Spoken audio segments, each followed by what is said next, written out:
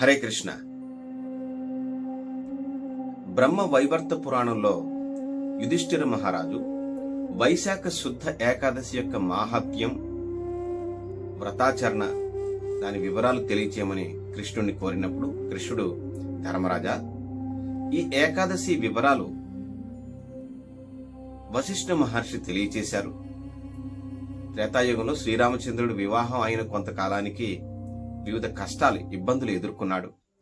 ఆ సమయంలో లోకంలో ఉన్నటువంటి జీవులు దుఃఖం నుంచి బయటపడటానికి, కష్టాలు ఎదుర్కోవడానికి, ఆ కష్టాల నుంచి బయటపడటానికి ఏ వ్రతం ఆచరించాలి గురువుగారు అంటూ వశిష్ఠ మహర్షిని అడిగినప్పుడు వశిష్ఠ మహర్షి చెప్పారు, రామచంద్ర, నువ్వు లోకోద్ధరణమైనటువంటి ప్రశ్న వేశావు.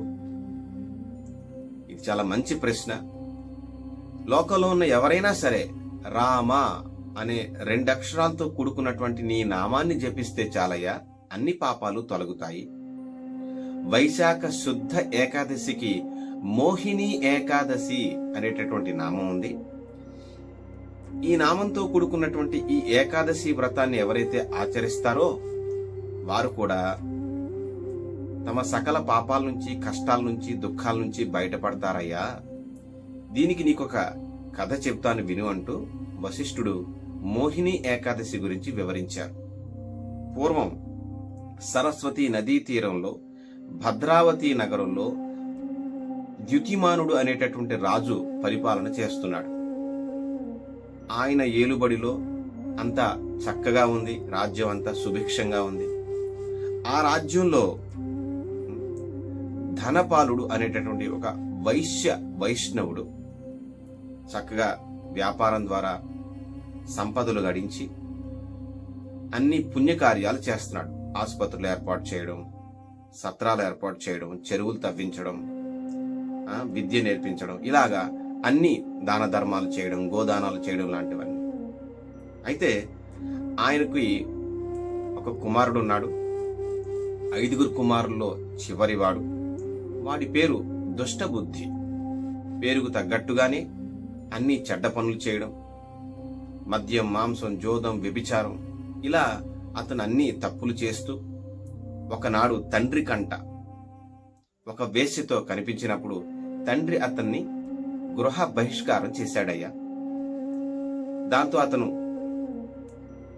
ఆహారం లేక నీరసించి వ్యాధిగ్రస్తుడై ఆఖరికి మాంసం తినేటటువంటి స్థితికి కూడా వచ్చేశాడు. అన్ని చెడ్డ బుద్ధులు వచ్చినాయి. అయితే ధనం లేదు, దొంగతనాలకు పాల్పడటం మొదలుపెట్టాడు. రాజభటులు పట్టుకున్నారు.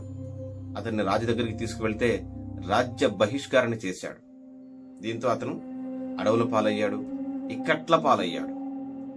ఇలా అతని యొక్క జీవితం సాగుతూ ఉండగా పూర్వజన్మ సుకృతి కారణంగా ఒకనాడు గంగానదిలో స్నానం చేస్తూ వస్తున్నటువంటి కౌండిల్య మునిని అతను చూడటం జరిగింది. ఆ కౌండిల్య ముని నడుచుకుంటూ వెళుతూ ఉన్నప్పుడు ఆయన వస్త్రం నుంచి కొంత గంగ నీరు ఈ దుష్టబుద్ధి మీద పడిందయ్యా. దాంతో అతని పాపాలు క్షయం అయ్యాయి, తగ్గాయి. అతను కౌండిల్య ముని ఆశ్రమానికి వెళ్ళాడు. వెళ్ళి తన యొక్క స్థితిని అంతా చెప్పాడు. నేను ఇలా నా తండ్రి పట్ల ఇలా ప్రవర్తించాను, ఇలా తప్పులు చేశాను, దయచేసి నన్ను నేను ఉద్ధరించుకోవాలనుకుంటున్నాను, నాకు మార్గం చూపించండి అని చెప్పి కోరడం జరిగితే కౌండిల్యముని వైశాఖ శుద్ధ మోహిని ఏకాదశిని ఆచరించమని చెప్పి ఆ దుష్టబుద్ధికి చెప్పడం, దుష్టబుద్ధి ఈ ఏకాదశి నాడు శ్రీకృష్ణ నామాన్ని, అంటే నా నామాన్ని జపించడం, జాగరణ చేయడం, కృష్ణ కథా శ్రవణం అన్ని చేసి ద్వాదశి నాడు పాలన చేసి ఏకాదశి వ్రతాన్ని చక్కగా ఆచరించి తన పాపాల నుంచి బయటపడి ఏకాదశి వ్రతాలు ఆచరించి అతను నా లోకానికి, వైకుంఠానికి వచ్చాడు అని చెప్పి కృష్ణుడు ధర్మరాజుతో చెప్పడం జరిగింది. ఈ విషయాన్ని వశిష్ఠుడు శ్రీరామచంద్రుడితో చెప్పాడయ్యా. కనుక వైశాఖ శుద్ధ ఏకాదశిని మోహిని ఏకాదశి అని పిలుస్తారు. నువ్వు నీ పరివారం కూడా ఈ ఏకాదశిని చక్కగా ఆచరించి దానివల్ల వచ్చే లాభాలన్నీ పొందండి అని చెప్పి శ్రీకృష్ణ పరమాత్మ ధర్మరాజుతో చెప్పారు. కనుక ఈ మోహిని ఏకాదశిని ఆచరించి దాని యొక్క ఫలాన్ని పొందేందుకు ప్రయత్నం చేద్దాం.